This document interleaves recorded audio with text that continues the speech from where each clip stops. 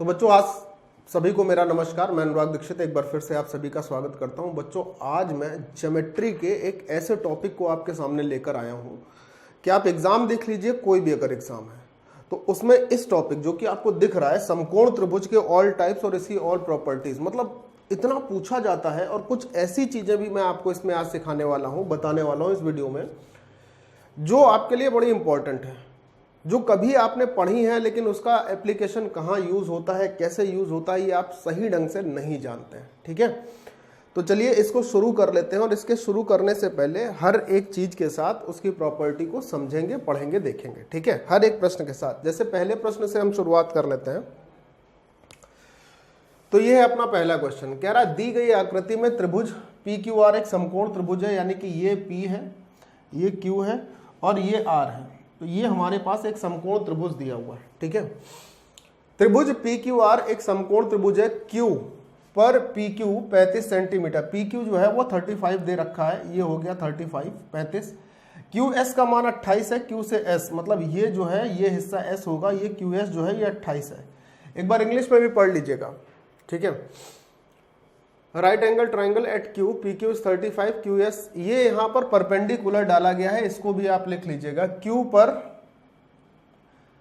जो है ये परपेंडिकुलर है, इसको भी आप लिख लीजिएगा, ये क्या है, लंब है। ठीक है, इस सवाल में शायद ये बात मेंशन नहीं है, लेकिन इसको आप ये लिख लीजिएगा कि ये समकोण बनाने वाले बिंदु से सामने की भुजा कर्ण पर एक लंब डाला गया है। ठीक है, तो हमसे एस आर भुजा पूछ रहा है, यहां से ये भुजा का मान हमसे पूछ रहा है। ठीक है, अब आप समझिएगा इसकी जो प्रॉपर्टी, पहले आप इस प्रश्न को देख लीजिए, अच्छे से नोट कर लीजिए, समझ लीजिए, फिर हम लोग बढ़ते हैं आगे की तरफ और समझते हैं कि ये जो चीज हमसे पूछी गई थी एक्चुअल में इसका यूज क्या है। तो पहले आप इसको पढ़ लीजिए, एक बार यहीं पर वीडियो को रोक लेना, एक बार चाहो तो। ठीक है, एक बार वीडियो को रोक कर खुद से कोशिश करना और ये देखना कि ये बात आपने पढ़ रखी है, और पढ़ रखी है तो कितने अच्छे से पढ़ रखी है, आपका आंसर क्या होना चाहिए। ठीक है, चलिए पहले पढ़ लीजिए इसको फटाक से, फिर बताइएगा आंसर क्या होगा। वीडियो को यहीं रोक कर आगे बढ़ना। अब जरा बात करते हैं इस बात के लिए कि अगर ये भुजा हमसे पूछी गई है तो इसको हम कैसे देखें। देखो जरा बहुत ध्यान से समझना। सबसे पहली बात,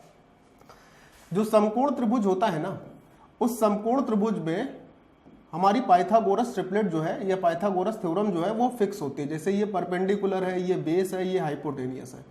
तो मुझे ये बताने की तो जरूरत नहीं है ना कि यहाँ पर पाइथागोरस अगर लगाएंगे तो वो किस तरीके से लगाएंगे, ये आप सब लोग जानते होंगे कि अगर पाइथागोरस लगेगी तो किस तरीके से लगती है। ठीक है, perpendicular square plus base square is equal to hypotenuse का स्क्वायर होता है। अब अगर मैं यहाँ पर बात करता हूँ तो देखना जरा, ये लिखा है 7 गुणे 5, ठीक, ये 28 जो है वो 7 गुणे 4 है, ये एंगल 90 डिग्री है हमारे पास, इसका हाइपोटेनियस ये हिस्सा दिया हुआ है, हाइपोटेनियस दिया हुआ है। अभी मैं केवल पाइथागोरस वाली प्रॉपर्टी का डिस्कशन आपसे कर रहा हूँ।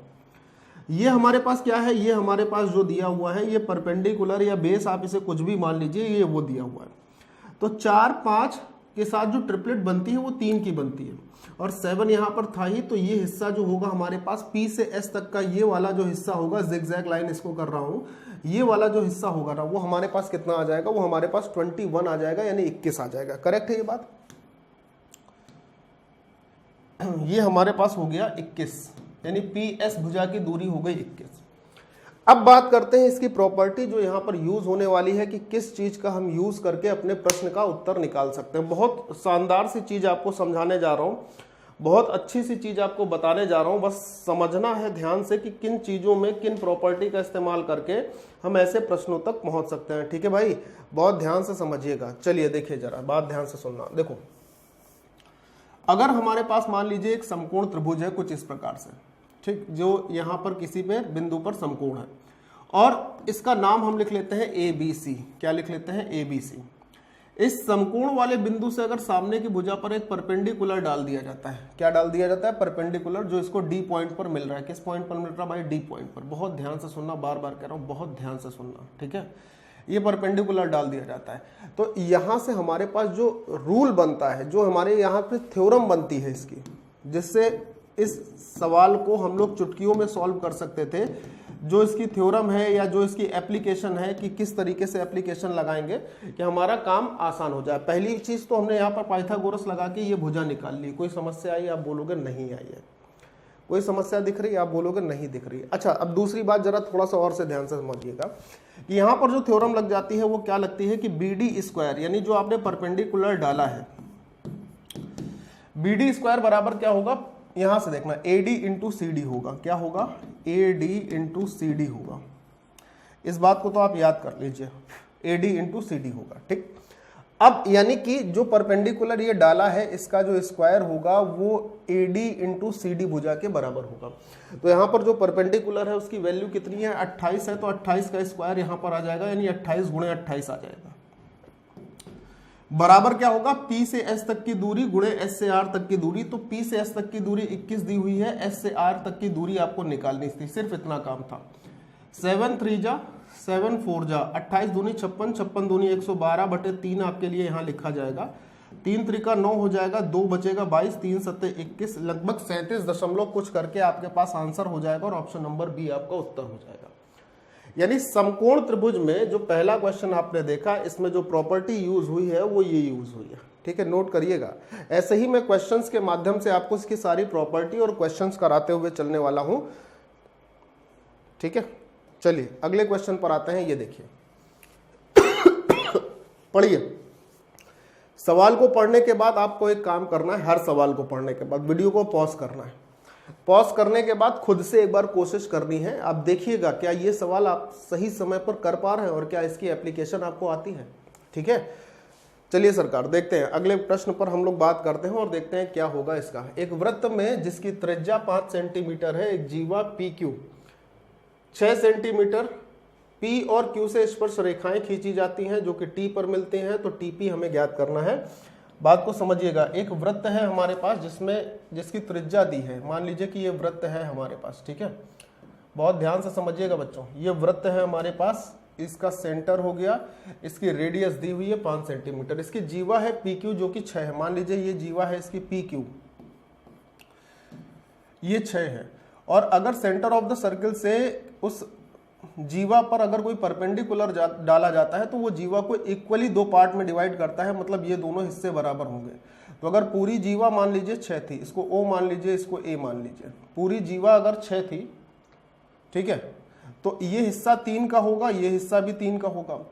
इस वृत्त की जो रेडियस है ना वो हमारे पास दे रखी है 5 सेंटीमीटर, ये 5 सेंटीमीटर है, ये 5 सेंटीमीटर है। करेक्ट है। P और Q से इसकी स्पर्श रेखाएं खींची जाती हैं जो कि T पॉइंट पर आकर एक दूसरे को मिल जाती है। तो ये T पॉइंट हो गया जहां पर स्पर्श रेखाएं मिल गई। अब मैं एक काम करता हूं, मैं क्या काम करता हूं, मैं इस OA रेखा को आगे बढ़ाकर T से मिला देता हूं। कहां से मिला दिया? इसको मैंने T से मिला दिया है। करेक्ट है? आप बोले ठीक है। अब हमको जो ज्ञात करना है वो TP ज्ञात करना है, T से P तक की दूरी, मतलब ये हिस्सा जो है ना, ये वाला हिस्सा, ये जो स्पर्श रेखा है ये ज्ञात करनी है। तो जो स्पर्श रेखा ये होगी उतनी ही लंबाई इसकी भी होगी। सर यहाँ पर कौन सी एप्लीकेशन लग जाएगी जिससे ये सवाल बड़ा आसान हो जाए? जी मैं बताता हूँ, हालांकि ये तो आप इससे भी कर सकते हो लेकिन मैं आपको समझा देता हूँ। देखो ध्यान से, अगर कोई समकोण त्रिभुज है अपने पास जिसमें समकोण बनाने वाले बिंदु से सामने की भुजा पर एक परपेंडिकुलर डाल दिया जाता है, ये ध्यान से सुनना, ABC, और ये पॉइंट हो गया D। ठीक, सामने की साइड पर एक परपेंडिकुलर डाला जाता है। ये माध्यिका नहीं है, ये इस पर डाला गया AC भुजा पर डाला गया लंब है। ठीक है, तो यहाँ पर कंडीशन क्या बनती है? 1/BD स्क्वायर बराबर में क्या बनेगा? 1/BD स्क्वायर बराबर 1/AB स्क्वायर और प्लस में 1/BC स्क्वायर। ये थ्योरम या ये एप्लीकेशन यहाँ पर काम करती है। मेरे प्यारे दोस्तों ध्यान से सुनिएगा। ठीक है, ये एप्लीकेशन यहाँ पर काम करेगी ऐसी कंडीशन में। तो मैं आपसे कह रहा हूँ, आप ये देखो पहले कि यहाँ पर ये एप्लीकेशन कैसे काम करेगी। तो मैं आपसे ये बताना चाह रहा हूँ, आप इस ट्राइंगल को देखना जिसको मैं पिंक कर रहा हूँ, जिसको मैंने क्या कर दिया है? पिंक कर दिया, ये हिस्सा। ठीक, इसको आप देखिए। तो एक ये त्रिभुज है भाई, ये वृत्त की त्रिज्या और ये वृत्त की स्पर्शी, तो इसके बीच में जो एंगल बनेगा वो 90 डिग्री बनेगा। आप बोलोगे हाँ। 90 बनाने वाले कोण से सामने की भुजा पर एक ये परपेंडिकुलर डाला गया है। आप बोल रहे हो हाँ। अब आपको चाहिए जो वो है PT। तो मैंने क्या बोला? मैंने बोला कि ये जो लंब डाला गया है इसके रिवर्स का स्क्वायर यानी 1/3 का स्क्वायर 1/9 बराबर में क्या होगा? OP स्क्वायर यानी कि 1/25 और प्लस में क्या होगा, प्लस में होगा जो हमारे पास PT हमसे पूछा जा रहा था यानी 1/PT स्क्वायर।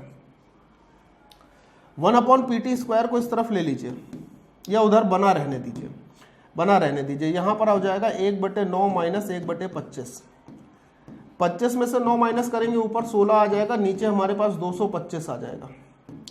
पलट के लिख दीजिए तो PT स्क्वायर बराबर हमारे पास उल्टा हो जाएगा यानी कि 225 बटे कितना हो जाएगा, 225/16 हो जाएगा। स्क्वायर रूट लेंगे तो इसका स्क्वायर रूट 15 हो जाएगा, इसका स्क्वायर रूट 4 हो जाएगा।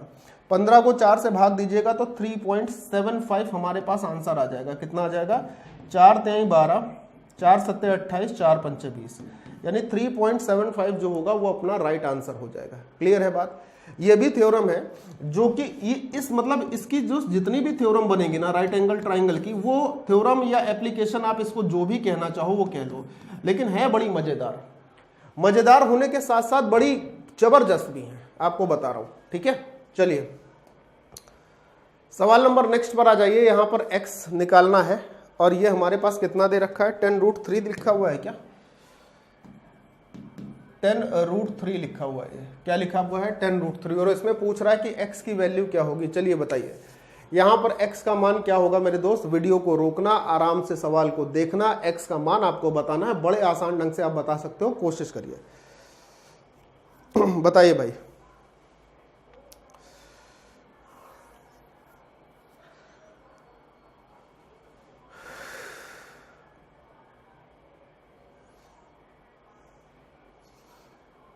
बताइए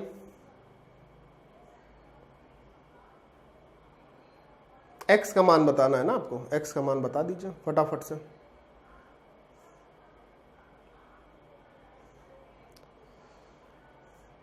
देखो अब आप समझना जरा, ये जो ट्राइंगल अपने पास बना है इसको मैं यहां पर बना रहा हूं किस तरीके से, इसको थोड़ा सा ध्यान से देखना है। इसको मैं ऐसे बना लेता हूं, आपको मैं समय इसीलिए दे रहा हूं कि आप वीडियो को रोककर बड़ी चीजों को समझिए। मैं इस ट्राइंगल को कुछ इस तरीके से बना लेता हूं अपने पास। ये 90 डिग्री हो गया, जहां 90 डिग्री है वहां एंगल A है। उसके बाद ये एंगल B होगा, मान लीजिए ये एंगल B हो गया, ये C हो गया, करेक्ट है। A से सामने की भुजा पर एक परपेंडिकुलर डाला गया जो इसको D पॉइंट पर मिल रहा है। मैंने कहा ठीक है भाई। अब देखो BD भुजा जो है वो 5 दे रखी है सवाल में, ठीक है।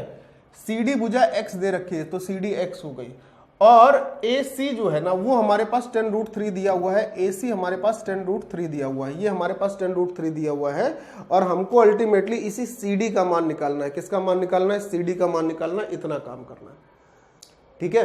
कोशिश कर लीजिए, वीडियो को रोकिएगा, कोशिश करिएगा कि आपको इसकी एप्लीकेशन पता है तो एप्लीकेशन भी मैं समझाए दे रहा हूं, ध्यान से सुनना बच्चों। यहां पर समकोण त्रिभुज की जो एप्लीकेशन लगती है वो क्या लगती है, जरा गौर से देखने। अगर एक समकोण त्रिभुज है हमारे पास, मान लीजिए कि ABC, ऐसे लिख लेता हूं ABC, यहाँ B पर समकोण है और समकोण बनाने वाले बिंदु से सामने की भुजा कर्ण पर एक लंब डाला जाता है जो इसको D पॉइंट पर मिल जाता है। किस पे मिल जाता है, D पॉइंट पर। अब देखो जरा यहाँ पर खेल देखो, खेल समझो, खेल देखो, खेल समझो। अगर आप ये AB जानना चाहते हैं कि ये AB क्या होगा, तो AB स्क्वायर बराबर क्या होता है, ध्यान से सुनिएगा। AB स्क्वायर बराबर क्या होता है, इस AB के साथ में हमारी ये भुजा है AD, AD इंटू क्या होगा, ये पूरा कर्ण यानी कि AC, ठीक। और अगर आप BC निकालना चाहते हैं, यहाँ पे मान लीजिए अगर कभी जरूरत पड़ती है BC भुजा निकालने की, तो BC भुजा क्या होगी, BC भुजा होगी BC के भुजा के सामने इस भुजा को लिखेंगे यानी CD लिखेंगे, और उसके साथ पूरा कर्ण यानी AC लिखेंगे। ये दोनों ही एप्लीकेशन यहाँ पे अलाउड होती हैं, जिससे इस प्रकार के क्वेश्चंस को आसानी से, सरल ढंग से, तेजी से निपटाया जा सकता है। ठीक है, बात समझ रहे हैं सर। अच्छा, एक चीज यहाँ पर और भी आप लिख ही लो तो आपके लिए ठीक रहेगा, क्या कि कभी अगर BD स्क्वायर भी यहाँ पे जरूरत पड़ जाती है, BD स्क्वायर, तो वो क्या होगा, AB into BC, AB into BC upon जो कर्ण है ना AC वो होगा। ठीक है, इसको भी आप लिख ही लीजिएगा यहाँ पर। ठीक है, अब देखो जरा यहाँ पर मेरे प्यारे दोस्तों, इसको देखिएगा यहाँ पर क्या आप सॉल्व कर रहे हैं। आप इस भुजा का स्क्वायर कर रहे हैं यानी AC स्क्वायर बराबर में क्या होगा, CD इंटू ये पूरी साइड, पूरा कर्ण यानी कि CB, यही होगा, यही वहां पर एप्लीकेशन है। तो AC मतलब 10√3 का स्क्वायर करेंगे तो हमारे पास क्या आ जाएगा, 10√3 का स्क्वायर हो जाएगा 300। CD की वैल्यू कितनी है, x है, और CB की वैल्यू कितनी है, ये अगर हम देखें तो CB की वैल्यू हमारे पास आ जाएगी। कुछ दिया हुआ है CB की वैल्यू के लिए, CB की वैल्यू कुछ नहीं दी हुई है, कोई बात नहीं। हाँ, अब यहां से आपको CB की वैल्यू निकालनी है। अब CB की वैल्यू कैसे निकलेगी उस पर थोड़ा सा आपको फोकस करना है कि ये अगर हमारे पास काम बन जाए तो काम हो जाएगा। भाई CB की वैल्यू के लिए अगर ये x दिया हुआ है, ये 5 दिया हुआ है, तो इसको हम लोग क्या लिख लेंगे, x+5 नहीं लिख लेंगे क्या? आप बोलोगे हाँ सर लिख लेंगे। अब देखिए बचे हुए जो आपके पास ऑप्शन है उन ऑप्शन में किसका यूज करें। अगर हम इसमें को 15 लिखते हैं x को, तो ये हो जाएगा 15 + 5 20, 20 और गुणे 15 जब करेंगे तो 300 आ जाएगा क्या? तो आप बोलोगे हाँ सर 300 तो आ जाएगा। इसका मतलब x की वैल्यू जो होगी वो 15 हो जाएगी, 15 हो जाएगी, और आंसर हो जाएगा आपका ऑप्शन नंबर बी कि x का मान यहाँ पर क्या हो जाएगा, 15। ये तीनों एप्लीकेशन समकोण त्रिभुज की 1, 2 और 3, ये ऐसे सवालों के लिए आपके लिए रामबाण साबित होती है। मतलब समकोण त्रिभुज में आज आपकी कोई भी एप्लीकेशन बचने नहीं वाली है प्रश्नों के साथ साथ। ठीक है, चलिए नेक्स्ट पढ़िए, वीडियो को रोकिए, पढ़िए आराम से, खुद से कोशिश करिए, फिर मैं तो हूं ही बताने के लिए, है ना। चलिए करिए एक बार। बहुत ही बढ़िया तरीका है ये सवालों को करने का।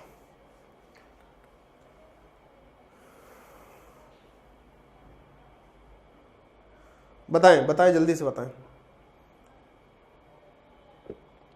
चलिए देखिए आते हैं। अब आपने पढ़ लिया होगा, वीडियो को रोक के खुद से करने की कोशिश भी कर ली होगी, है ना। एक वृत्त के व्यास AB पर बिंदु P से डाले गए लंब का आधार n है। वृत्त की त्रिज्या 7 सेंटीमीटर है। जीवा PB बराबर 12 है। n की दूरी B से कितनी होगी? ठीक है, आइए जरा। एक वृत्त है, सबसे पहले समझिएगा बहुत ध्यान से। एक वृत्त है हमारे पास, वृत्त का व्यास जो है AB है। मतलब अगर वृत्त का व्यास AB है तो ये सेंटर ऑफ द सर्किल से होकर जाएगा ना। सेंटर ऑफ द सर्किल यानी वृत्त के केंद्र से होकर जाएगा, largest chord of the circle कहलाती है, और ये हो गया हमारे पास वृत्त का व्यास AB। अब एक चीज को समझो, अगर वृत्त की त्रिज्या हमारे पास 7 दी है तो जो वृत्त का व्यास होगा वो 14 सेंटीमीटर होगा ना। कितना होगा? 14 सेंटीमीटर हो जाएगा। आप बोलोगे हाँ सर हो जाएगा, मैंने ठीक। आगे बढ़ता हूं, ध्यान से सुनना। एक बिंदु P से डाले गए लंब का आधार n है। मतलब इस वृत्त में एक बिंदु है P, इस P से अगर हम इस पर एक लंब परपेंडिकुलर डाल देते हैं तो उसका जो बेस होता है, ये हमने इस पर एक परपेंडिकुलर डाल दिया, इसका जो ये बेस है ना ये n है, और ये परपेंडिकुलर है AB रेखा पर। ठीक है, आगे कह रहा है कि जीवा PB की जो लेंथ है PB, ये हमारे पास जो लेंथ है ये हमारे पास दे रखी है कितनी, 12 सेंटीमीटर या 12 यूनिट दे रखी है। n की दूरी B से क्या होगी, n की दूरी B से ये क्या होगी, ये आपको बताना है। कितना सिंपल और सरल क्वेश्चन हो गया। मैं आपको एक चीज समझाता हूं कि अगर मैं A से P को ऐसे मिला देता हूं तो अर्धवृत्त पर बना कोण समकोण होता है, तो ये 90 डिग्री हो जाएगा। यहां पर ये 90 डिग्री है ही। कौन सी एप्लीकेशन का इस्तेमाल करें, समकोण की कौन सी ऐसी चीज होती है जिससे इस्तेमाल करो और हमें NB मिल जाए, n से B तक की दूरी मिल जाए। क्या मिल जाए? NB मिल जाए। कितना बढ़िया सवाल है ना। NB ये दूरी आपसे पूछी गई है, n से B तक की दूरी। इसको आप कुछ मान लो, x मान लो या जो भी मानना वो मान लो, समस्या ही नहीं है कोई। ठीक है, NB मिल जाए। अब सोचिए क्या एप्लीकेशन का इस्तेमाल होगा। 2 मिनट दीजिए अपने आप को, 2 मिनट अपने आप को दीजिए और फिर बताइएगा कि आंसर क्या होगा। ठीक है, बहुत बहुत बहुत बढ़िया क्वेश्चन है। ठीक, चलिए कोशिश करिए भाई, जल्दी से बताइए क्या आंसर हो सकता है इसका, जल्दी से फटाक से बताएं जल्दी बताएं।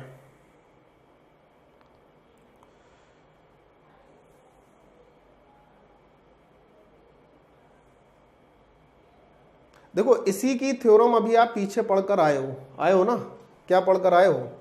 जैसे ये भुजा हमारे पास दी है, ये भुजा हमारे पास दी है कि नहीं दी है, और हमको ये दूरी निकालनी है, ये दूरी निकालनी है, तो इसका स्क्वायर बराबर क्या होगा, ये गुणे पूरी भुजा। कर्ण है ना, ये वाली थ्योरम आपने अभी पढ़ी थी, ये देखो ये दोनों पढ़ी है।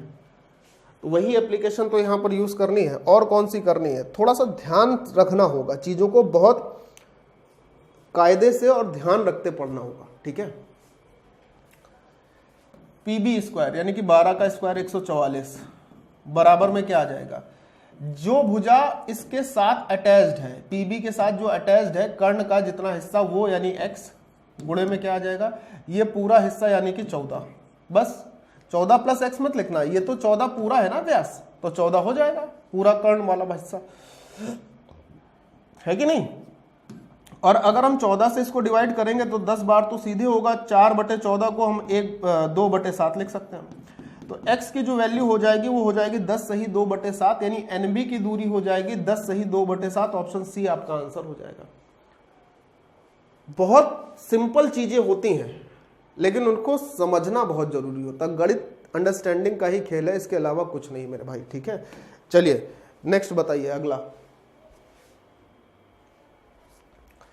एक समकोण त्रिभुज है ADBC, AD जो है वो BC कर्ण के लंबवत है, ठीक है। यदि AC का मान 2AB है तो BD की वैल्यू क्या होगी ये आपको बताना। सवाल को पहले फ्रेम करिए, कहां पर, अपने दिमाग में, कि क्या पूछ रहा है, क्या हो सकता है, पहले अपने दिमाग में फ्रेम करिए।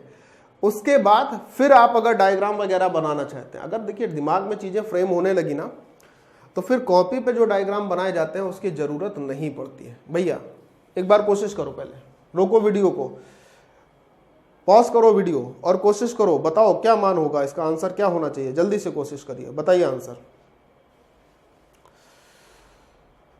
बताइए फटाक से आंसर।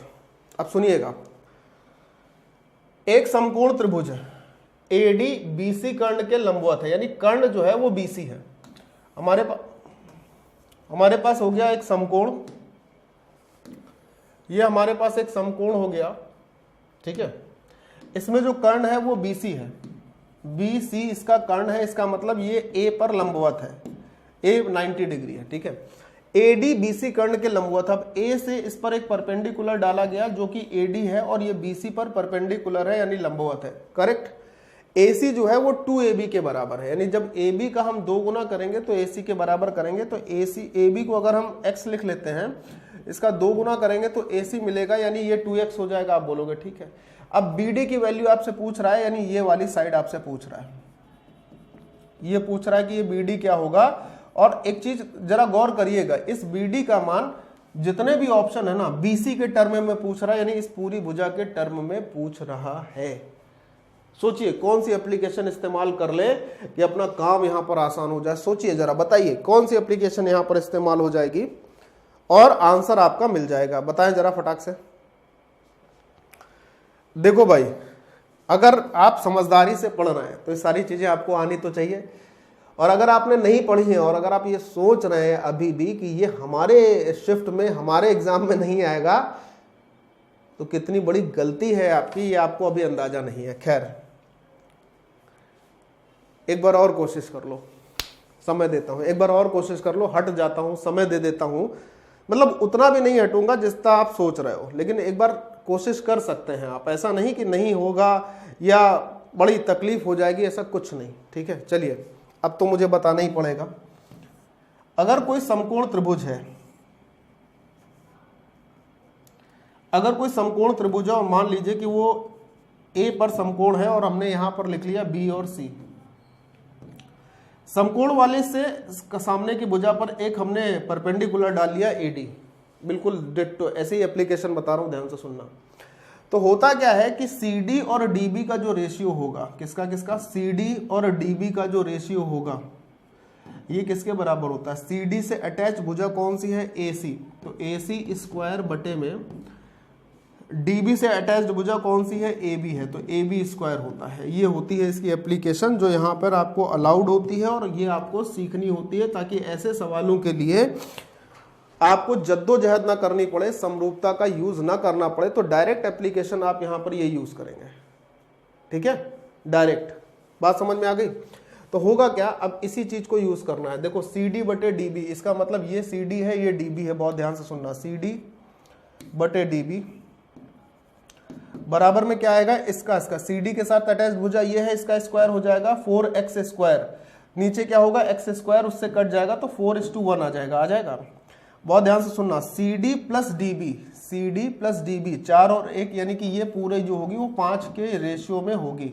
तो मुझे ये पता चल गया कि डीबी जो पूरी भुजा जो पूरा कर्ण है यानी कि सी से बी तक की जो पूरी दूरी है बीसी जिसे कह सकते हो वो 5 यूनिट है ना।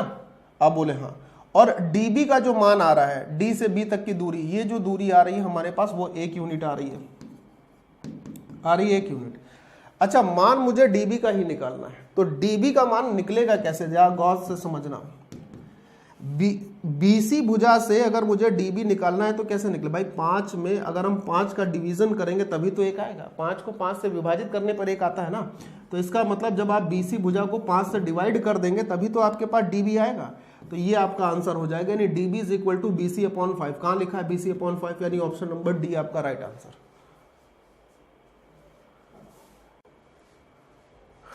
क्लियर हो गई बात। अगला सवाल बताइए, पढ़िए ध्यान से, करिए कोशिश। जद्दोजहद करनी पड़ती है जीवन में, आपको भी करनी पड़ेगी। आप ये सोचे कि सब कुछ ऐसे बैठे बैठाए मिल जाए, फरा फराया मिल जाए, तो वो संभव नहीं होता। ये लाइफ है मेरे दोस्त, लाइफ। और यहाँ पर हर वो काम आपको देखने और सुनने समझने पड़ेंगे जो आप कभी करने की इच्छुक नहीं रहते हैं। ठीक है, चलिए फिलहाल तो ये बताइए,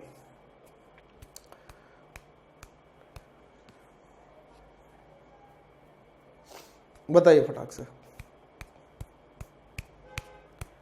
क्या आंसर लेना है। कह रहा है कि कोण ई पर एक समकोण है। कौन सा कोण ई पर एक समकोण है, ये नहीं लिखा है क्या? चलो लिख देता हूं, त्रिभुज डीईएफ, कोण ई पर एक समकोण है। ठीक है, ई जी परपेंडिकुलर है डीएफ के। ठीक है, if DG is equal to R, DG का मान 8 है। ठीक है, ई एफ का मान 2 है, यहां पर ऊपर ई एफ लिखा है, यहां जी एफ लिखा है। ठीक है, then find the ratio of DE and E F. ये ई एफ ही हो, चलो देख लेते हैं अभी क्या होगा, जब बनाएंगे इसको तब समझ में ही आ जाएगा क्या होगा। चलिए बात को समझिएगा भाई। त्रिभुज डीई एफ जो है वो ई पर समकोण है, तो हमारे पास एक त्रिभुज बन रहा है डीई एफ जो कि ई पर समकोण बन रहा है। ये हो गया ई पर समकोण, और ये हो गया त्रिभुज का नाम डीईएफ। ठीक है, ई पर समकोण हो गया। ईजी परपेंडिकुलर है डीएफ पे, ई से एक परपेंडिकुलर डाला गया ईजी, और ये परपेंडिकुलर हो गया किस पर, लंब हो गया डीएफ भुजा पर। ठीक है, डीजी का मान 8 है, डी से जी तक की दूरी जो है ये 8 है, करेक्ट है। और उसके बाद हमसे कह रहा था कि ईएफ या जीएफ 2 कह रहा था।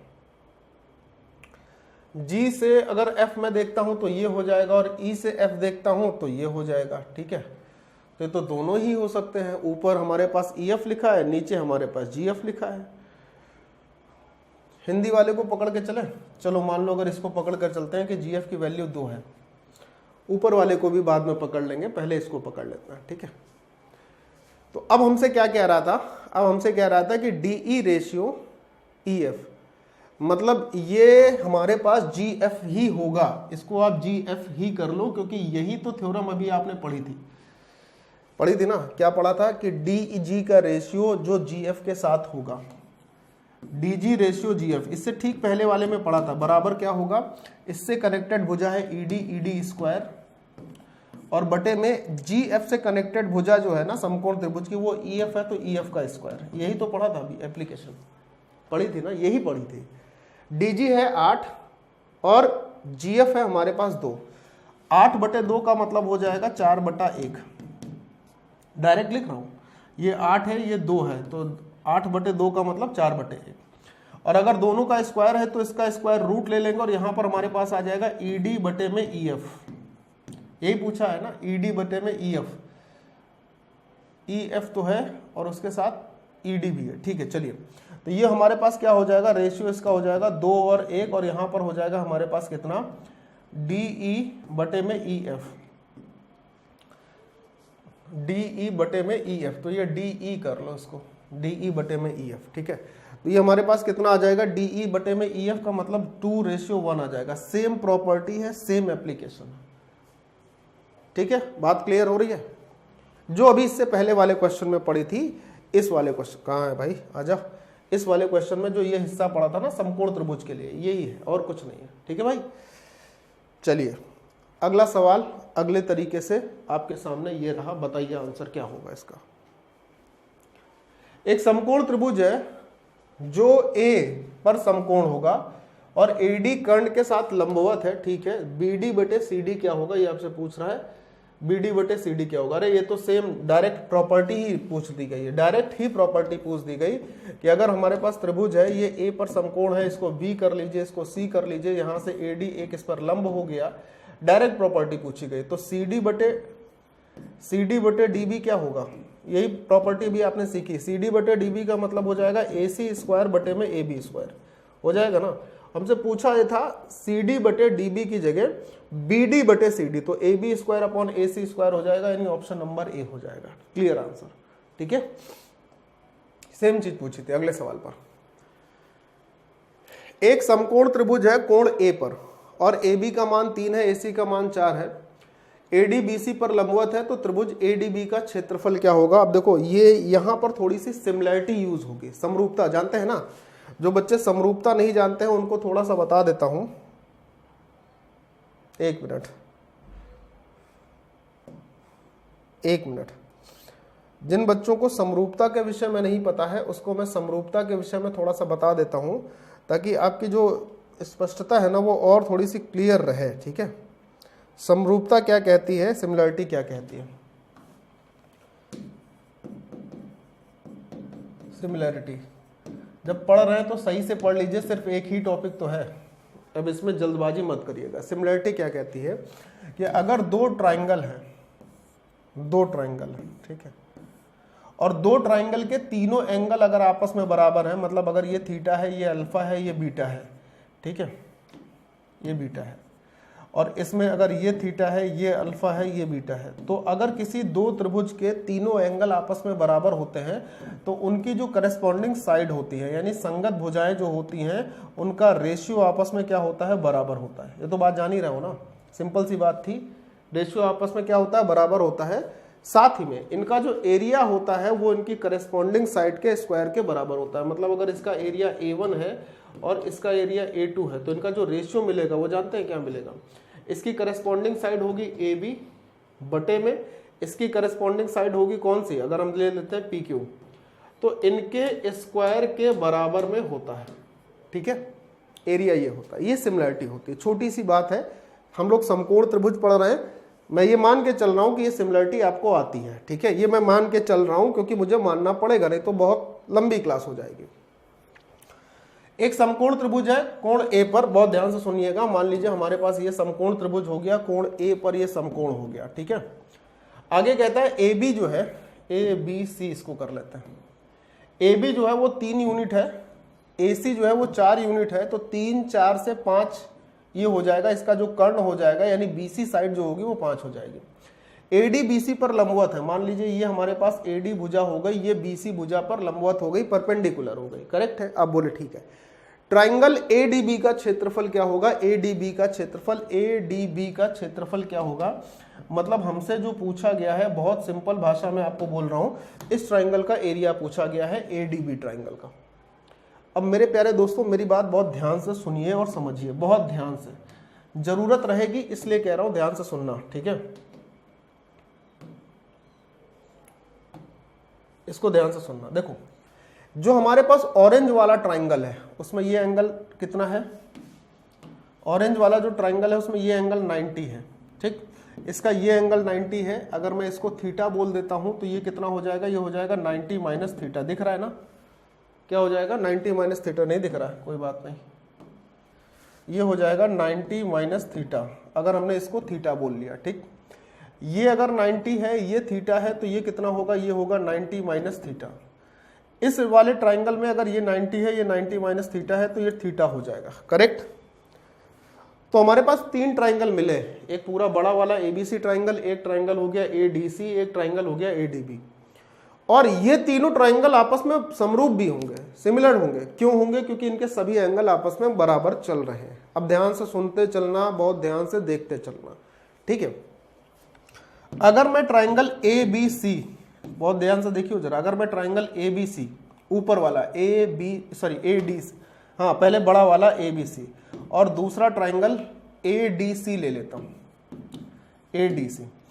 इस एबीसी में 90 डिग्री के सामने की भुजा जो है वो 5 है। स्क्वायर करेंगे 5 का स्क्वायर 25 हो जाएगा। वो इस पूरे बड़े वाले ट्राइंगल के लिए एरिया कहलाएगा। ठीक है, अब अगर मैं एडीसी ट्राइंगल में 90 डिग्री के सामने की साइड देख रहा हूं तो 4 है, 4 का स्क्वायर होगा 16। यानी कि मैं ये कह सकता हूं कि अगर ए बी सी पूरे ट्राइंगल का एरिया 25 है तो उसमें 16 यूनिट, ये रेशियो है, ध्यान रखना ये रेशियो है, ये एग्जैक्ट वैल्यूज नहीं है। तो 16 इसका हो जाएगा तो आप बोलोगे 9 फिर इसका होना चाहिए। रेशियो में आप बोलोगे हाँ सर एरिया इसका 9 में होना चाहिए। ये हमारे पास बात कंफर्म हो गई। मैंने ठीक है भाई, अब आप आगे की बात को लेकर चलिएगा कि पूरे 25 के अनुपात में 16 इसके हिस्से में आ गया, 9 इसके हिस्से में आ गया। करेक्ट। अगर मैं एबीसी जो हमारे पास त्रिभुज दिया है अगर इसका क्षेत्रफल निकालता हूं तो 1/2 आधार गुणे ऊंचाई होगी। एग्जैक्ट एरिया कितना होगा? 1/2 आधार गुणे ऊंचाई, यानी कि इसका एग्जैक्ट एरिया जो होगा त्रिभुज एबीसी का, एबीसी इस पूरे त्रिभुज का एग्जैक्ट एरिया होगा 6। और हमारे पास किस रेशियो में आ रहा था? 25 के रेशियो में आ रहा था। 25 यूनिट का मान 6 स्क्वायर यूनिट है। ठीक, 1 यूनिट का मान क्या होगा? 6/25 होगा 1 यूनिट का मान। हमको कौन सा एरिया चाहिए था? हमको एडीबी ट्राइंगल का एरिया चाहिए था, इसका एरिया चाहिए था। और ये किस रेशियो में है? 9 के रेशियो में है। तो 9 यूनिट की वैल्यू क्या होगी? 9 × 6 54, 54/25 आपके पास इसका एरिया हो जाएगा। यानी ऑप्शन नंबर बी आपका राइट आंसर होगा। कौन सा होगा? Option number B. इसमें यूज हुई समरूपता। कितना बढ़िया क्वेश्चन है धमाकेदार क्वेश्चन। मतलब वास्तव में ऐसे क्वेश्चन या तो आपको देखने को नहीं मिलते हैं, अगर देखने को मिलते हैं तो उसमें आपकी समझ कमजोर होने के कारण आप बहुत सारा लिखते हो, उतना लिखना नहीं होता है भाई। ठीक है, चलिए नेक्स्ट। मान लीजिए कि त्रिभुज एबीसी एक समकोण त्रिभुज है जहां ए 90 डिग्री है और एडी परपेंडिकुलर है बीसी पर। अगर त्रिभुज एबीसी का एरिया 40 दे रखा है, एसीडी का एरिया 10 दे रखा है, एसी 9 दे रखी है, एसी 9 होगा, यहाँ स्क्वायर नहीं होगा। ठीक है, एसी भुजा है ये, एसी 9 दे रखी है तो बीसी भुजा का मान क्या होगा? चलिए आइए जरा बात को समझिएगा। ए पर 90 डिग्री वाला एक हमारे पास राइट एंगल ट्राइंगल है जो कि त्रिभुज कोण ए पर समकोण है, तो इसको हमने ए कर लिया, ये बी हो गया, ये सी हो गया। समझना ध्यान से। एडी परपेंडिकुलर है बीसी साइड पर, ये बीसी साइड पर एडी जो है वो परपेंडिकुलर हो गया। ठीक है, एडी जो है यहां पर परपेंडिकुलर हो गया। त्रिभुज एबीसी पूरा जो एरिया है त्रिभुज एबीसी, ये हालांकि इसको भी लिखने की जरूरत नहीं होती है। त्रिभुज एबीसी का क्षेत्रफल 40 दिया है और एसीडी इस वाले का जो क्षेत्रफल दिया है ना ट्राइंगल एसीडी, इसका जो क्षेत्रफल दिया है वो 10 दिया है। तो इनके जो रेशियो निकलेंगे वो 4 और 1 निकलेंगे, यानी इनकी करस्पॉन्डिंग साइड जो होगी उसको अगर हम निकालेंगे तो इनका स्क्वायर रूट होगा 2 और 1। यानी हम ये समझ पाए कि हमारे पास ये जो दोनों ट्राइंगल है त्रिभुज एबीसी और त्रिभुज एसीडी, इनकी भुजाओं के जो संगत भुजाएं हैं उनके रेशियो, करस्पॉन्डिंग साइड के रेशियो क्या निकलेंगे? 2 और 1। हर स्टेप लिखने की जरूरत थोड़ी होती है। देखो जरा आगे क्या कह रहा है, कह रहा है एसी की वैल्यू 9 है, इसकी वैल्यू 9 है। यानी जो त्रिभुज हमारे पास एसीडी है, ध्यान से सुनना, एसीडी, इसमें 90 डिग्री के सामने की जो एग्जैक्ट भुजा का मान दिया है वो 9 दिया है और इसका रेशियो कितना आया था? 1 आया था। तो 1 का मान अगर 9 सेंटीमीटर है तो 2 का मान क्या होगा? 18 होगा। ये बात तो समझ में आ गई। ये 18 कौन सी भुजा होगी? ये त्रिभुज एबीसी की कोई भुजा होगी, लेकिन कौन सी होगी? अगर हमने यहाँ पर 90 डिग्री के सामने की भुजा ली है तो यहाँ पर भी हम 90 डिग्री के ही सामने की भुजा लेंगे। यानी इस पूरी बीसी भुजा की वैल्यू जो होगी वो कितनी होगी? 18। और हमसे पूछा भी यही था बीसी भुजा की वैल्यू क्या होगी? 18 होगी। क्लियर है बात? समझ में आ गया अच्छे से? ये सब प्रॉपर्टीज हैं। अभी तो आपको और मजा आएगा, अभी आपको और मजा आएगा बहुत बढ़िया से। चलिए ये देखिए जरा 10वां सवाल। बताइए, समकोण त्रिभुज से संबंधित एक और जबरदस्त सा क्वेश्चन है जिसको आपको समझना, वीडियो यही रोक लेना, पॉज कर लेना, फिर करना कोशिश इसके सवाल के लिए, फिर इस सवाल के लिए कोशिश करना तो मजा ही आ जाएगा। बिल्कुल एकदम बहुत बढ़िया सा महसूस होगा आपको कि वाह क्या हमने आज सीखा है, मजा आ गई। ठीक है, चलिए करिए, कोशिश करिए, बताइए आंसर क्या होगा। कहता है त्रिभुज समकोण त्रिभुज एबीसी में समकोण ए पर है, ए पर 90 डिग्री है, बीसी की वैल्यू 13 दी है और ए बी प्लस ए सी का मान 15 दिया है। ठीक है, इस त्रिभुज एबीसी का क्षेत्रफल क्या होगा ये पूछा गया है, बताइए क्या होगा। बताइए, कोशिश करिए। देखिए मैं आपको ये तो जानता हूं कि आपने इन सब चीजों को अच्छे से पढ़ा है, लेकिन इन सब चीजों में जो छोटी छोटी चीजें होती है ना वो नहीं पढ़ी होंगी, ये मैं आपको बिल्कुल श्योरिटी के साथ कह सकता हूं। अब इसी सवाल में, जो कि 1-1.5 लाइन का सवाल नहीं है, इसमें आप कितना टाइम वेस्ट करेंगे? आप अगर इसकी कैलकुलेशन करना चाहते हैं तो वीडियो को रोक के खुद से कर लेना, और फिर जब मैं बताऊंगा तब देखना। रोको वीडियो, रोको, खुद से करके देखो, और टाइम देखो जरा कितना समय लगेगा तुमको। कईयों को समय लगेगा, कईयों से हो भी नहीं पाएगा, लेकिन मेरे बताने के बाद ऐसा कोई बच्चा नहीं होगा जो इस सवाल में फंसे कभी भी, अगर वो मेरी बात याद रखता है। ध्यान से सुनना। त्रिभुज ABC में एक समकोण त्रिभुज है, और इसमें A पर यह समकोण है ABC, इसमें A पर यह 90 डिग्री है, ठीक है। फिर कह रहा है BC साइड की जो वैल्यू है वो 13 दे रखी है। ये BC जो साइड है ना, ये हमारे पास 13 दे रखी है, यानी कर्ण का मान 13 दिया है। जैसे ही कर्ण का मान 13 सुना, अपने दिमाग में हलचल हो गई, ठीक है। AB प्लस AC, AB भुजा, ये भुजा और ये AC भुजा, ये मिलकर हमारे पास 15 है। AB plus AC, AB plus AC, ये मिलकर हमारे पास 15 है। ध्यान से सुनिएगा, AB जो साइड है ना ये बेस है, और AC साइड जो है ना ये परपेंडिकुलर है, यानी परपेंडिकुलर प्लस बेस का मान हमारे पास 15 दे रखा है। अब कहता है बताओ इस ट्राइंगल का एरिया क्या होगा। अरे भाई, अब यहां पर तो आपके पास दिमाग में आएगा कि अरे 5, 12, 13 की ट्रिपलेट बना लेते हैं, उससे काम हो जाएगा, लेकिन 5 और 12 मिलकर 17 होता है, यहां तो 15 वैल्यू दे रखी है। तो कई दफे आप इसको सोचोगे और फिर कहीं पर हारोगे तो ये लगेगा अरे यार कैसे होगा, ये यही लग रहा होगा ना। मैं आपको बता देता हूं, जब कंडीशन ऐसी होती है तो त्रिभुज का जो क्षेत्रफल होता है, त्रिभुज का जो क्षेत्रफल होता है वो स्मॉल आर स्क्वायर प्लस में 2 into capital R into small R होता है। क्या होता है? 2 into capital R into small R होता है। नोट करिएगा इसको। यहां पर स्मॉल आर क्या है? स्मॉल आर है रेडियस ऑफ इन सर्किल, यानी अंतःवृत्त की त्रिज्या। अभी दो चीजें इसमें और होंगी, अंतःवृत्त की त्रिज्या होगी, ध्यान से समझना। और कैपिटल आर जो होगा वो होगी बाह्य वृत्त की त्रिज्या, यानी रेडियस ऑफ सर्कम सर्किल, बाह्य वृत्त की त्रिज्या। अब सर निकलेगी कैसे? हमें तो यही नहीं पता है। ठीक है, सुनिए, जब आप स्मॉल आर निकालते हैं तो स्मॉल आर जानते हैं क्या होता है? अंतःवृत्त की त्रिज्या होता है perpendicular plus base minus hypotenuse upon 2, यानी कि लंब प्लस आधार माइनस कर्ण बटे 2। पहली बात। दूसरी बात, अगर आप कैपिटल रेडियस निकालते हैं, यानी बाह्य वृत्त की त्रिज्या निकालते हैं, तो हाइपोटेनियस अपॉन 2 होता है, यानी कर्ण का आधा। क्या होता है? कर्ण का आधा। तो कर्ण का आधा तो 13/2 हो जाएगा। ये तो हमें समझ में आ गया कि ये हमारे पास कैपिटल रेडियस हो गई, लेकिन सर इन रेडियस कैसे होगी? अरे भैया, परपेंडिकुलर प्लस बेस दिया है ना तुम्हारे पास 15, तो 15 में से आप इसके कर्ण की लेंथ यानी कि 13 को माइनस कर लीजिए, जो कर्ण दिया है, बटे में 2 कर लीजिए, तो अंतः त्रिज्या कितनी आ जाएगी? 1 आ जाएगी। उठाइए वैल्यू रख दीजिए, फटाक से ट्राइंगल का एरिया आ जाएगा। आर स्क्वायर मतलब 1 का स्क्वायर तो 1 ही रहेगा, प्लस 2 इंटू कैपिटल आर का मतलब 13/2 और स्मॉल आर का मतलब 2, स्मॉल आर का मतलब 1। इस 2 से ये 2 कट जाएगा, 13 प्लस 1 मिलकर कितना हो जाएगा? 14 हो जाएगा। यानी इस त्रिभुज का जो क्षेत्रफल होगा वो 14 हो जाएगा। ऑप्शन ए आपका आंसर हो जाएगा। आप बात को समझ पाए हैं? क्या धमाकेदार चीज है ये। देखिए, ये हालांकि ये दोनों कई सारे बच्चों को याद होगी, लेकिन ये नहीं पता होता है। जो शुरुआत में ही वीडियो छोड़ देगा उसके लिए तो मैं कुछ कर भी नहीं पाऊंगा, जो आखिरी तक देखेगा उसके लिए इतना हो जाएगा समकोण त्रिभुज में कि लगता ही नहीं है कि कुछ बचेगा। ठीक है, बताइए आप अगला सवाल, क्वेश्चन बताएं, नेक्स्ट क्या होगा? सवाल पढ़िए, बताइए। कर्ण की लंबाई पूछ दी गई है, बताएं सर क्या होगी?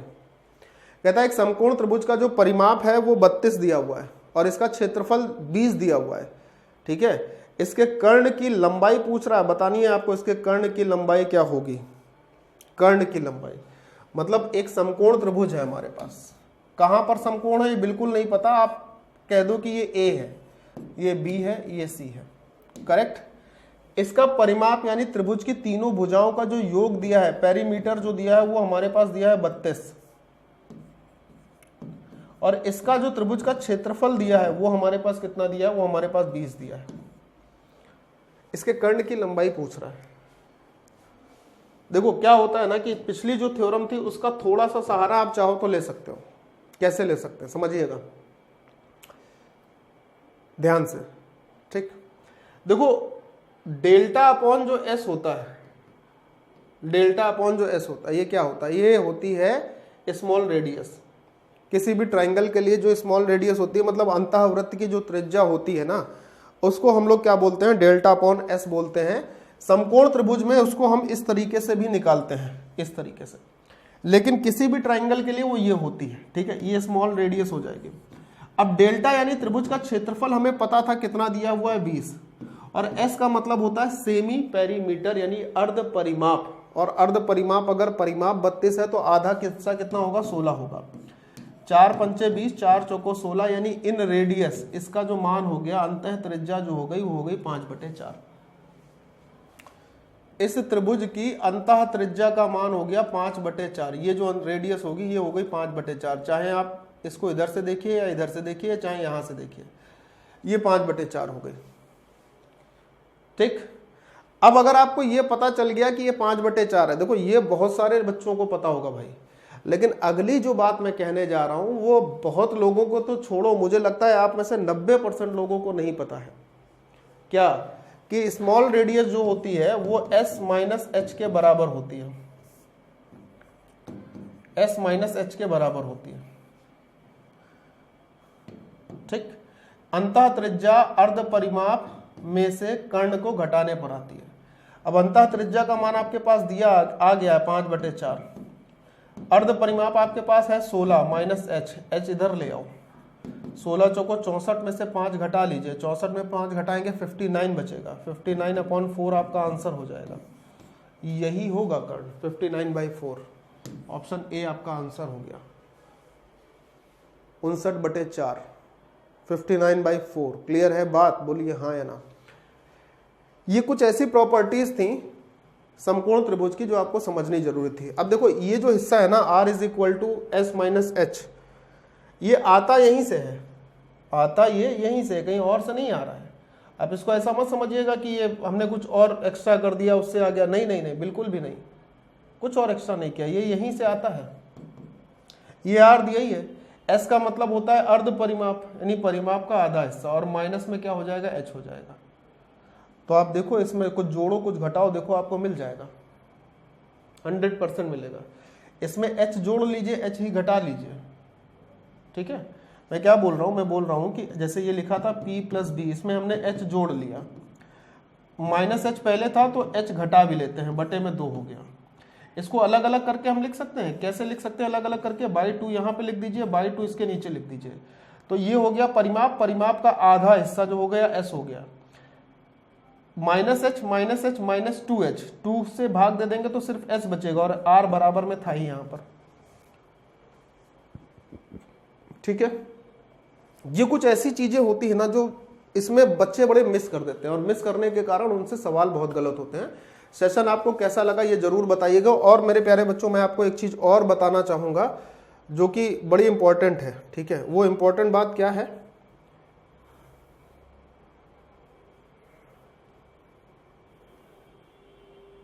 कहाँ चली गई इंपॉर्टेंट बात, चलिए मैं ऐसे ही बता दे रहा हूँ क्या है वो इंपॉर्टेंट बात, ठीक है। मैं आपको ऐसे ही बता दे रहा हूँ। वो इंपॉर्टेंट बात ये है बच्चों कि 10 जुलाई से अपना एक लाइव बैच शुरू हो रहा है। 10 जुलाई 2024 से अपना एक लाइव बैच शुरू हो रहा है, कंप्लीटली लाइव बैच है। खास तौर पे एनटी मतलब रेलवे की किसी भी एग्जाम के लिए आप ले सकते हो, लेकिन अपकमिंग एग्जाम देखें तो एनटीपीसी और ग्रुप डी का होने वाला है। किसका होने वाला है, एनटीपीसी और ग्रुप डी का होने वाला है। तो इसके लिए पर ये खास होगा, ठीक है। 10 जुलाई से कंप्लीट लाइव बैच है जिसमें आपको सारे सब्जेक्ट, मैथ की भी लाइव क्लास मिलेगी, जीके जीएस की भी लाइव क्लास मिलने वाली है, साइंस की भी लाइव क्लास मिलने वाली है, और मेरे प्यारे दोस्तों यहाँ पर आपको रीजनिंग की भी लाइव क्लास मिलने वाली है, ठीक है। 10 जुलाई से पहले अगर आप इनरोल करते हैं तो आपको डिस्काउंट मिल जाएगा। इनरोल करने के लिए आप हमारे दिए हुए नंबर 6393125760 पर, या फिर बच्चों दूसरा जो नंबर है 9696102411 पर, इनमें से किसी भी नंबर पे भी आप कॉल करिए। और कॉल करने के बाद अगर आप अपना कूपन कोड क्या यूज करते हैं, जो कंपनी कूपन कोड है कैपिटल A कैपिटल D 10, तो आपको एक बढ़िया डिस्काउंट मिलेगा। लेकिन 10 जुलाई के बाद इसका रेट थोड़ा सा बढ़ेगा, मैं आपको पहले से इन्फॉर्म किए देता हूँ, ठीक है। तो इंटरेस्टेड बच्चे जो अपनी सफलता के लिए 100% जुझारू रूप से अपना काम करना चाहते हैं, पढ़ना चाहते हैं, सिलेक्शन लेना चाहते हैं, दुनिया भर के झंझटों से दूर रहकर, लाइव बैच शुरू हो रहा है, पहली बार ज्वाइन जरूर कर लीजिएगा, एनरोल जरूर कर लीजिएगा सफलता को सुनिश्चित करने के लिए, ठीक है। बाय बाय, जय हिंद एंड टेक केयर।